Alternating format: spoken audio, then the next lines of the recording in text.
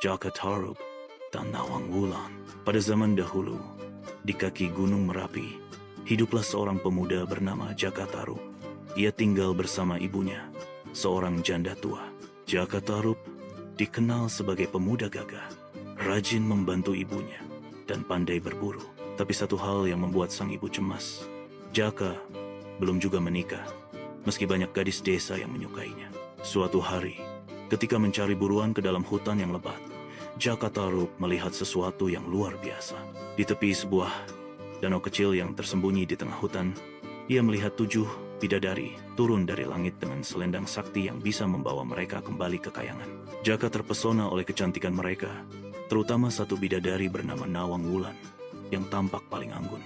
Karena tergoda, Jaka menyembunyikan salah satu selendang yang tergeletak di tepi danau, milik Nawang Wulan.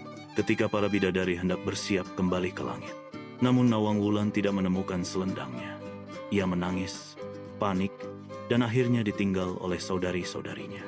Jaka pun muncul, pura-pura tidak tahu apa-apa. Dengan berpura-pura sebagai orang baik, ia menghibur Nawang Wulan dan membawanya pulang. Nawang Wulan akhirnya tinggal bersama Jaka Tarub dan ibunya. Lama-kelamaan, ia jatuh hati pada Jaka, dan mereka pun menikah. Dari pernikahan itu, lahirlah seorang putri cantik. Sebagai bidadari, Nawang Wulan memiliki kekuatan gaib. Ia hanya butuh sebutir padi saja untuk menanak nasi yang cukup untuk sekeluarga. Tapi ia selalu merahasiakan cara memasaknya. Namun rasa penasaran membuat Jaka Tarub melanggar larangan istrinya. Suatu hari, saat Nawang Wulan pergi, Jaka mengintip cara istrinya memasak. Karena rahasianya terbongkar, kekuatan gaib Nawang Wulan pun hilang. Sejak itu, ia harus menanak nasi seperti manusia biasa dan butuh banyak padi.